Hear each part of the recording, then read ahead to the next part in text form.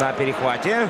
Ну, смотрите, почти без середины игра. غنوقف الصورة هنا وغنطرح عليك سؤال. نفترضوا انك مكان حكيم زياش في هذه اللقطة، دقيقة 7 ولاعب مباراة مهمة في دوري ابطال اوروبا، امامك 4 مدافعين وجوج من خط الوسط متمركزين بشكل جيد. اذا تقدر ترجع الكرة لزميلك اللي جاي من الخلف باش تغير اتجاه الكرة، او تنتظر تحرك المهاجم باش تمرر ليه في العمق. تسدد مباشرة ما تقدرش تفكر فيها لانك في زاوية صعبة وغير محببة للتسديد، ولا تقلب اللاعب بتمريرة طويلة الى الجهة الاخرى. هاد الاحتمالات اي لاعب يقدر يديرهم، ولكن فاش كتكون سميتك حكيم زياش فكتكون هذه هي النتيجة.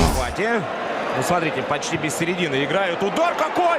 И Голешник! هذا فقط واحد من الاهداف الخرافيه اللي سجل حكيم زياش. واكيد الا فكرتي شويه مع راسك ورجعتي الذاكره ديالك للوراء باش تفكر الاهداف اللي شاهدتي حكيم كيسجلها، غتكتشف انه اكثر من 90% من هاد الاهداف غير عاديه وشبه مستحيله، وحتى كاع الا عمرك شفتيهم. فاحنا اليوم غادي ناخذوك في رحله مشوقه غتكتشف فيها افضل 5 اهداف جنونيه سجلها حكيم. عارف ان المهمه صعبه، لكن كيبقى رأي شخصي مبني على أهمية الهدف، الجمالية، وأيضا شيء من العاطفة، لأنه كاين أهداف عندها طعم خاص بالنسبة لزياش. تأكد أنك دعمتينا بالضغط على زر الإعجاب والاشتراك معنا في القناة إذا كنتي جديد، ونبداو على بركة الله. نبداو بالهدف الأول واللي عنده طعم خاص بالنسبة لحكيم. علاش؟ لو هو أول هدف ليه بقميص المنتخب المغربي. تاريخ يوم 27 من شهر ماي عام 2016. المكان ملعب ابن بطوطة بطنجة، والمناسبة مقابلة ودية أمام منتخب الكونغو استعدادا لتصفيات كأس إفريقيا وأيضا تصفيات كأس العالم. زياش أنذاك لعب 4 مقابلات مع المنتخب رفقة المدرب الزاكي، ولكن فشل في التسجيل حتى قدوم المدرب الجديد هيرفي رونار عاد غادي يزور الشباك وبطريقة أقل ما يقال عنها أنها رائعة. ضربة خطأ من مسافة بعيدة تقريبا بالقرب من منتصف الملعب. كل شيء كان كيتسناها عرضية مباشرة داخل منطقة الجزاء والتسجيل من خلال رأسية أحد لاعبي المنتخب، وهذا هو الأمر العادي. لكن زياش كان عنده رأي آخر ما تعودناش عليه في المنتخب. غيقرر يسدد مباشرة قذيفة صاروخية صدمات كل المتابعين. مسافتها وطريقة تنفيذها مع سرعة تسديدها ودورانها ودقتها الكبيرة خلات الحارس يفشل في التصدي لها. هدف استثنائي قليل فاش كنشوفو بحالو في عالم كرة القدم. وهكا اختار زياش كيفاش يكون الهدف ديالو الأول مع المنتخب وبداية سلسلة طويلة من الأهداف الجميلة. الهدف الثاني غادي يكون بألوان نادي تشيلسي. هدف ما كيحتاجش الهضرة بزاف، وكيف ما قال المعلق رؤوف خليف، هدف من دنيا أخرى، هدف من كوكب آخر.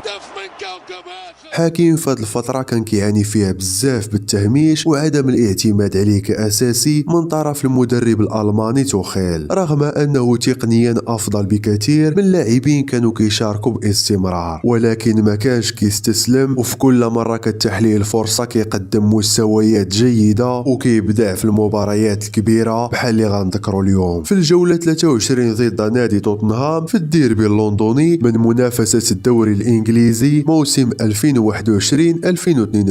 لعب مباراة واعرة ضد توتنهام وأبهر العالم بهدف سينمائي لا نراه إلا في البلاي ستيشن. زياش غادي يستلم الكرة بالقرب من منطقة الجزاء وغيفتح لراسو زاوية مناسبة للتسديد بالقدم اليسرى وغيرسل قذيفة متقنة ودقيقة مشات مباشرة للزاوية 90. إنهاء غاية في الدقة على شاكلة الإغ2 في الألعاب الإلكترونية خلى الحارس لوريس يشاهدها وهي كتدخل ويستمتع بها بحالو بحال المشاهدين. هدف خرافي صراحة، ولوحة فنية غادي تبقى معلقة دائما في تاريخ حكيم زياش. ودوي يدخل وسط الميدان يحضر الكرة الآن لزياش. حكيم جول! شنو هذا؟ شنو هذا؟ هدف من دنيا أخرى، هدف من كوكب آخر. ما يمكنش نهضروا على أهداف حكيم زياش بلا ما نذكروا أحد أفضل الأهداف في تاريخ دوري أبطال أوروبا. يوم 5 نوفمبر من عام 2019 حكيم غادي يسجل هدف عالمي من ضربة حرة مباشرة، ولكن بشكل مختلف تماما على الضربات الحرة اللي كنشاهدوها عادة. ضربة خطأ مباشرة من زاوية مستحيلة في الجانب الأيمن من الملعب. القرار العادي هنا هو تكون عرضية في منطقة الجزاء، ولكن ركز على القرار العادي. أما القرار المجنون هو اللي غادي يتاخدو حكيم. أولا غادي يوهم الحارس بيديه أنه غادي يقوم بعرضية، من بعد غادي يسدد بالقدم اليسرى كرة اعتمد فيها على الدقة والدوران لتذهب إلى أبعد نقطة في القائم الثاني، وتفاجئ الحارس كيبا اللي ما خلات ليه أي مجال أنه يتصدى لها. هدف صراحة في كل مرة كنشاهدو كنتعجب كيفاش دار حتى ماركاها، لأنه لا الزاوية منين ضربها ولا المسافة مناسبين للتسجيل، ولكن مع حكيم حتى شي حاجة ما غريبة. ومن جمالية الهدف خلاه يتصدر المشهد أنذاك وينتشر في مواقع التواصل الاجتماعي في العالم كامل. لعبة عالية خطأ الله.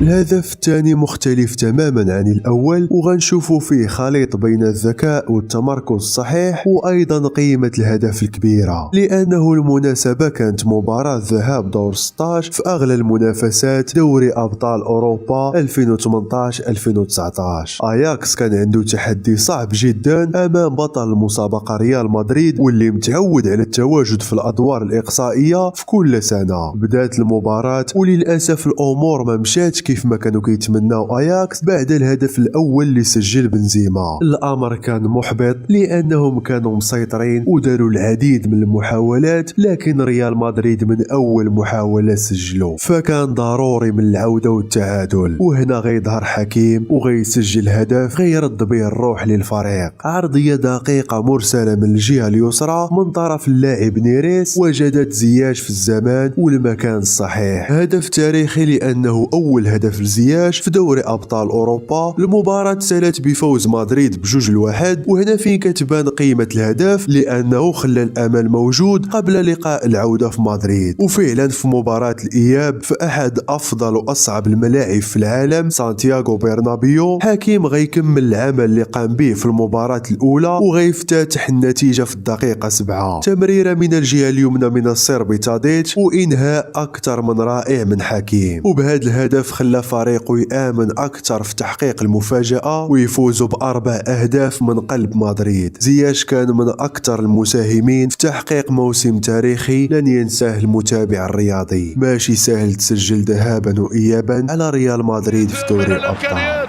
وهذا دافيد نيريس يوزع جول. هذا هو نجم الكرة المغربية حكيم زياش يهز الشباك المدريدية.